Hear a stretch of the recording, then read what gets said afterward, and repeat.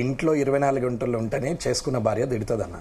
24 గంటలు కదలకుండా ఉంటే ఏం పని లేదా, బయటకు ఎప్పుడు ఆడివట్లు అంతా ఇంట్లో ఉంటామని అంటారు. పోనీ 24 గంటలు ఉద్యోగం చేసే భార్య బయటకు పోయి గంట లేట్ వస్తే ఇంట్లో ఉన్న భర్త కూడా తిడతాడన్న. ఇక జనం ఎందుకు తింటారన్న, ఉన్నదే పబ్లిక్ ప్లాట్ఫామ్లా. తిడితే తప్పు చేసినోడు బాధపడాలి, నేను తప్పు చేయలేదే. ఇద్దరు రెండు రకాలు ఉంటాయన్న. ఏది అయినా సరే ఎంత తిట్టినా వాన చెల్లుకులు అనుకుని దున్నపోతు మీద వాన అనుకున్నాడు ఒకడు, ఇంకొకడు నేను తప్పు చేయలేదు కాబట్టి నేనెందుకు బాధపడాలనుకుంటాడు ఇంకొకడు. నేను తప్పు చేయలేదు, తప్పు మాట్లాడలేదు, ఆయన ఏదో ఆయన ఉద్దేశం మీద మాట్లాడారు. ఒకవేళ అలా పెట్టిన ప్రొఫైల్ ఏంది అనేది కూడా చూసినాం. చూస్తే అక్కడ మాట్లాడింది బాగానే ఉంది, తీరా ఆయన బ్యాక్గ్రౌండ్ పోయి ఫోటోలు చూస్తే మళ్ళీ కండువాలు ఉంటాయి మెడల. అంటే పార్టీ పరంగా విభజించినట్టే కదా అది. సో అక్కడ నేను అర్థమవుతుంది కదా, నేనే నచ్చాలని నేను డైరెక్ట్ శత్రువుని కావాల్సిన అవసరం లేదు. మిమ్మల్ని మెచ్చుకునేవాడు మీకు నాకు శత్రుత్వం అంటే ఆటోమేటిక్గా నాకు శత్రువు అయిపోతాడు. ఓకే, అయితే మీకు ఆంధ్రప్రదేశ్లో కూడా ఫ్యాన్స్ ఉన్నట్టున్నారు. తిరుపతి నుంచి కాల్ వచ్చింది. తిరుపతిలో పద్మనాభరెడ్డి తిరుపతి నుంచి మాట్లాడుతున్నారు. పద్మనాభరెడ్డి గారు చెప్పండి. ఫోన్ కాల్ కట్ అయింది. అంటే మనం ప్రజల ఒపీనియన్ కూడా అడిగాం దీని మీద. సో ఆంధ్రప్రదేశ్ వాళ్ళు కూడా ఆసక్తిగా, అంటే బయట అంత వైరల్ అయింది. వాళ్ళు వీళ్ళు అని కాదన్నా, ఏదున్నా నిజాయితీగా జనానికి కావాల్సింది చేయాలి. ఇంత అడ్వాన్స్ టెక్నాలజీ వచ్చి ఇంత డిజిటల్ ప్లాట్ఫామ్ మీద ఎదిగిన తర్వాత కూడా ఇంకా కుచిత స్వభావంతో, సంకుచిత మనస్తత్వంతో ఇంకా చిల్లర వేషాలు వేసుకుంటూ తిరుగుతుంటే ఎంతవరకు ఇది సమాజానికి మంచిది? నేను అనేది అది. ఇంత డిజిటల్ ప్లాట్ఫామ్ ఇవాళ అరచేతిలో ప్రపంచం ఉంది. ఈ ప్రపంచంలో ఏం జరుగుతుందో 10 నిమిషాల్లో చూడొచ్చు. అటువంటి వ్యవస్థలో మనం చేస్తున్నటువంటి నిర్వాహకం ఏంది? అందుకే రాజకీయ నాయకులు మారాలని చెప్తున్నాము. ఇప్పుడు మిమ్మల్ని బీసీ వ్యతిరేకిగా దీనివల్ల ముద్ర కొద్దిమంది వేశారు. నాకేం at the same time Reddy supporter గా లేదా అప్పర్ క్యాస్ట్ సపోర్టర్ గా అనుకున్న వాళ్ళు అనుకోవట్లేదు. నాకు బీసీ సంబంధించిన వాళ్ళు ఓటు 100% వేసారని నేను టీవీల పరంగా కూడా చెప్తాను. ముదిరాజులు, మున్నూరు కాపులు, కుర్మగొల్ల యాదవ్లు, అట్లాగే పెరిక వాళ్ళు, పద్మశాలీలు అందరు కూడా వేసారు. నేను ఎందుకు వ్యతిరేకమవుతా? నేను హైయెస్ట్ సర్వీస్ చేసింది కూడా వాళ్ళకే. నేను ఎక్కడైతే ఎకనామికల్ గా వీక్ ఉన్నారో వాళ్ళకి సర్వీస్ చేసినాం తప్ప డబ్బున్నోనికి తీసుకుపోయి నేను చేయలేదే. ఎవరెవరైతే ఎక్కడైతే ఎకనామికల్ వీక్ ఉన్నారో అక్కడే చేస్తాం. ఒకటే క్రైటీరియా ఎకనామికే చూసినాం తప్ప ఏం లేదు. ఇప్పుడు అంటే రిజర్వేషన్స్ మార్చాల్సిన అవసరం ఉంది. ఎకనామిక్ క్రైటీరియా నేను ఫ్రీగా కూడా ఇవ్వలేదండి. 25% ఇన్వెస్ట్మెంట్ వాళ్ళు చేస్తే 75% ఇన్వెస్ట్మెంట్ నేను చేసిన. 25% ఇన్వెస్ట్మెంట్ వాళ్ళు, అందుకే గెలిచిన అని చెప్తున్నా. వాళ్ళకి అర్థమైపోయింది 25 పైసలకు కష్టం ఎంత అయితే ఆ బారానికి ఎంత కష్టం ఏంటది. 25లో 50 కడుపున్న మనం అందరం మంచికో 5 రూపాయలు వేసుకుంటే ఆయన ఒక్కడే 1000 రూపాయలు వేస్తే ఎంత కష్టమై ఉంటుంది అనేది అర్థమవుతుంది. కాబట్టి 25% వాళ్ళు ఇన్వెస్ట్ చేయమను. ఎకనామికల్ స్టేజ్ పూర్తిగా జీరో ఉన్న వాళ్ళకు 100% కూడా చేసినాం. ఎస్సీలకు కావచ్చు, ఎస్టీలకు కావచ్చు, లేకపోతే నాయి బ్రాహ్మణులకు కావచ్చు, దర్జీలకు కావచ్చు. ఇంకా దర్జీలకు మిషన్స్ ఇస్తామన్నాం, ఇంకా పెండింగ్ ఉంది, ఇవ్వలేదు. అది కూడా నిజాయితీగా నేను చెప్తున్నాను. ఓకే, ఒకసారి మనతో పాటు కాలర్ సిద్ధంగా ఉన్నారు. నిజామాబాద్ నుంచి రాజేశ్వర్ గారు. రాజేశ్వర్ గారు నమస్కారం అండి. నమస్కారం, చెప్పండి. వెంకటరామారెడ్డి నమస్కారం సార్. ఏం లేదండి, ఇప్పుడు లేనివారు ఉన్నవారు అనే చర్చ వస్తుంది కదా. ఇప్పుడు ఈ సిచ్యువేషన్ లో సార్ అన్నట్టు చదువు, విద్య ఉచితం, వైద్యం ఉచితం చేయాలండి. 2 ఉచితం చేయాలా గవర్నమెంట్లు. ఏ పార్టీకి అయినా కానీ ఆ లేని వారికి ఉపయోగపడుతుంది అండి అది విద్య, వైద్య. ఇంకోటి గవర్నమెంట్ స్కూళ్ళలో లేని వారు చదువుకున్న వాళ్ళకు ఉచితం ఉండాలండి. ఇది నా అభిప్రాయం. ఓకే ఓకే, ఇది వాస్తవం. ఎవరికైనా ఖర్చు ఉన్నది విద్యా వైద్యం మీదనే ఖర్చు ఉన్నది. ఇప్పుడు ఒక అనారోగ్యం వస్తే గవర్నమెంట్ హాస్పిటల్ పోతే అపెండిక్స్ ఆపరేషన్ కావాలంటే 6 గంటలు పడుతున్నది. ఈ లోపల చచ్చిపోతాడేమని కార్పొరేట్ హాస్పిటల్ తీసుకొస్తే లక్షలు అవుతున్నాయి. అదే ఒక డెలివరీ కేసు నార్మల్ ఉమెన్, ఒక మామూలు సాధారణ కూలీ చేసుకున్న మహిళ డెలివరీ కేసుకు వస్తే గవర్నమెంట్ హాస్పిటల్లో బెడ్లు ఖాళీ లేక, డాక్టర్లు అవైలబుల్ లేక ఇబ్బంది పడుతుంటే వాళ్ళు ప్రైవేట్ హాస్పిటల్ పోతే 35 నుంచి 40 వేలు లేనిది ఆ డెలివరీ అయితలేదు. ఏ జీతం ఉందని 35-40 వేలు పెడతారు? హైదరాబాద్లో డెలివరీలకి అంతే పంతు లేదు. సూట్ రూమ్లతో సహా, రిసార్ట్లలో ఉన్నట్టు సూట్ రూమ్లతో సహా హాస్పిటల్లో వచ్చేసినాయి. అంటే లక్షలు పెట్టడానికి సిద్ధమైన వాళ్ళు చాలా మంది ఉన్నారు. విద్యా వైద్యమే ఎక్స్పెండిచర్ మనిషికి, మిగతాది ఏది లేదు. అంటే ప్రైవేట్ స్కూల్స్, ప్రైవేట్ హాస్పిటల్స్ అనేది రద్దు చేయాలా, విద్యా వైద్యము 100% గవర్నమెంటే టేకప్ చేసి కార్పొరేట్ లెవెల్లోనే ఫెసిలిటీ ఇచ్చి వాళ్ళకి ఉచితంగా ఇవ్వాలనేదే నా డిమాండ్. దీనికోసమే నేను ప్రైవేట్ హాస్పిటల్స్ ఏది సాధ్యం కాంది ఏదండి, ఏది సాధ్యం కాంది ఒకసారి చెప్పండి, ఏది సాధ్యం కాదు అనుకున్నామా మనం ఇప్పుడు వస్తామని? ఇండియాలో ఇంత డిజిటల్ ప్లాట్ఫామ్ మీద ఇంత అడ్వాన్స్ స్టేజ్ లో ఉంటామని అనుకున్నామా? హైదరాబాద్ లో ఫైనాన్షియల్ డిస్ట్రిక్ట్ అలా అవుతుంది అనుకున్నారా? కోకాపేట ఇలా అవుతుంది అనుకున్నారా? మాదాపూర్ అలా అవుతుంది అనుకున్నారా? బంజారా హిల్స్ చూస్తుందికే నడుచుకుంటూ వచ్చేటోళ్ళు ఇవాళ ఈ 10-15 సంవత్సరాలు 20 సంవత్సరాల్లో ఎక్కడికి వెళ్ళిపోయినామండి? మరి అదంతా మారిపోయినప్పుడు ఇదెందుకు కాదు?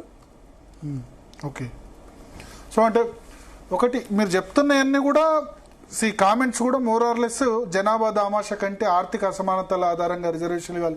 కొంతమంది బీసీలు కూడా సపోర్ట్ చేస్తున్న వాళ్ళు ఉన్నారు. నాట్ ఓన్లీ ఇది అప్పర్ క్యాస్ట్ కాదు, బీసీలో వెనుకబడిన వర్గాల వాళ్ళు కూడా సపోర్ట్ చేస్తున్న వాళ్ళు ఉన్నారు.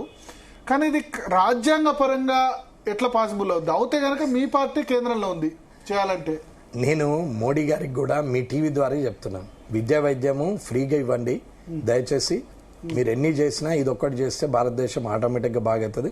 బడుగు బలహీన వర్గాలు కానీ, ఆర్థిక సమానత లేని వాళ్ళు, బీద ప్రజలు, ఏ కులము ఏ మతం ఆధారంగా కాకుండా వారు బాగుపడతారు, వారు స్వచ్ఛందంగా పని చేసుకుంటారు అని అంటారు.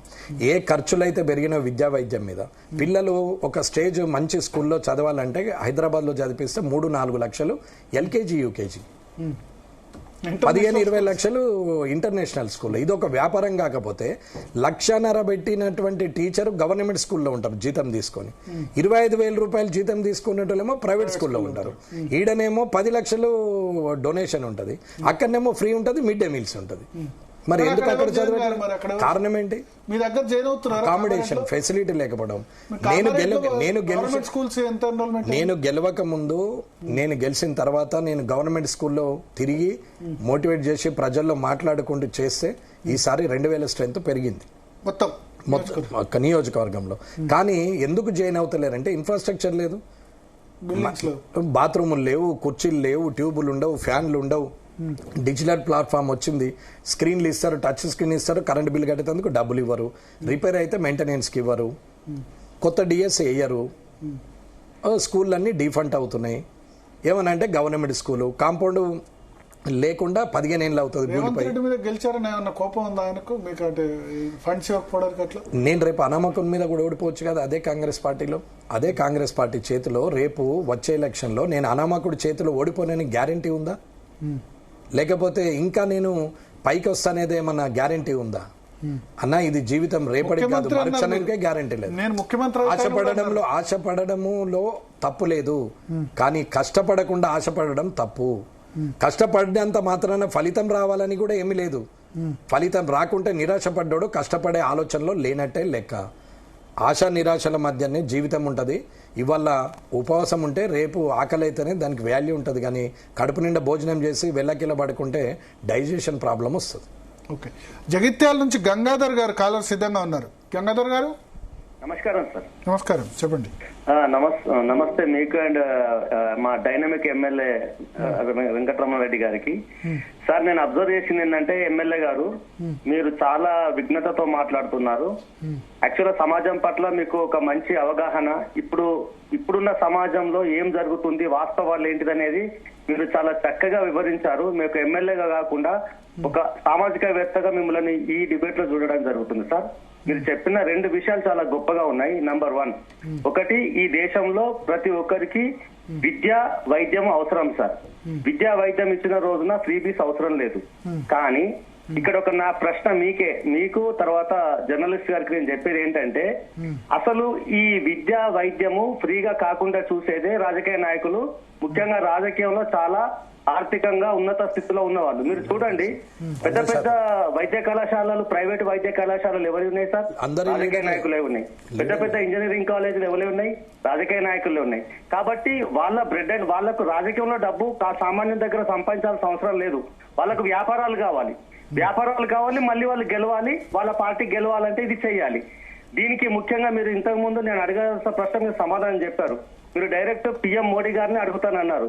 చాలా గొప్ప విషయం సార్. ఈ విషయంలో మిమ్మల్ని అభినందిస్తున్నా అండ్ మీకు చాలా ఇస్తున్నాను. మీరు ఖచ్చితంగా సార్, మీరు హీరో. ఎప్పుడు హీరో అవుతారంటే మీరు మీ పార్టీలో, అది ప్రధానమంత్రి స్థాయి పార్టీలో ఈ విషయాన్ని లేవనెత్తినప్పుడు మీరు నిజమైన హీరో సార్. ఇప్పటికీ మా దృష్టిలో ఇట్స్ నాట్ ఏ జోక్. ఒక కేసీఆర్ ను, ఒక రేవంత్ రెడ్డిని ఓడించడం అంటే మీరు ఇప్పుడు చెప్పారు ఒక మాట, నేను ఎవరిని ఏమి అడగలేదని. మీలో మీ మీద ఉన్న విశ్వాసమే మిమ్మల్ని గెలిపించింది. That's hats off to you. Number 2, ఇక మీరు రెండో విషయం ఏంటంటే సార్, రిజర్వేషన్ల గురించి చెప్పినారు కదా. సో ఏ క్యాస్ట్ లో ఉన్నప్పటికీ కూడా మీరు వ్యాలిడ్ ప్రశ్న లేవనెత్తినారు సార్. అదేంటిదంటే ఇప్పుడు ఫర్ ఎగ్జాంపుల్ బీసీలే కానీ ఎస్సీలే కానీ రిజర్వేషన్లు ఇస్తున్నారు. మీరు అన్నది కరెక్ట్. కుల ప్రాతిపదికన రిజర్వేషన్లు దాన్ని డిఫరెన్స్ చేసి వాళ్ళ దామాషా ప్రకారం వాళ్ళకి ఇస్తే వారి కులాలకెళ్ళి ఒక లీడర్ వస్తాడు. ఇక్కడ జరిగేది సార్, మనం వాస్తవంగా జరిగేది చూస్తే కనుక అది మీదికి చూడడానికి బీసీసీ రిజర్వేషన్లు, ఎస్సీ రిజర్వేషన్ అంటున్నాయి. మీరు ఎస్సీ రిజర్వేషన్ లో చెప్తాను, ఎప్పటికైనా గదే వివేక్ ఉంటాడు, ఎప్పటికైనా గదే కడియం శ్రీహర్ ఉంటాడు, ఎప్పటికైనా గదే రాజయ్య ఉంటారు. ఎందుకు ఉంటారంటే వాళ్ళకు డబ్బు ఉంది. మిగతా ఎస్సీలు లేరా, స్కాలర్స్ లేరా, పిహెచ్డీలు లేరా, చేసిన వాళ్ళు ఉన్నారు.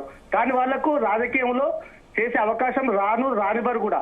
పేరుకే ఎస్సీ. ఈవెన్ మీరు దాన్ని 15 నుంచి 25% చేసినా మళ్ళీ వాళ్ళే ఉంటారు. బీసీలో కూడా పొద్దున జరిగేది అదే. కాబట్టి బీసీ రిజర్వేషన్ 40 to 50% చేసినంత మాత్రాన మళ్ళీ ఈవెన్ ఎఫ్సీ కంటే డబ్బు ఎక్కున్నోడే వాడు ఎమ్మెల్యే అవుతాడు. ఈవెన్ ఎఫ్సీ కంటే డబ్బు ఎక్కున్నోడు ఉన్నాడు కాబట్టి వాడే ఎంపీ అవుతాడు. సమాజంలో ఏం మార్పు జరుగుతుంది సార్?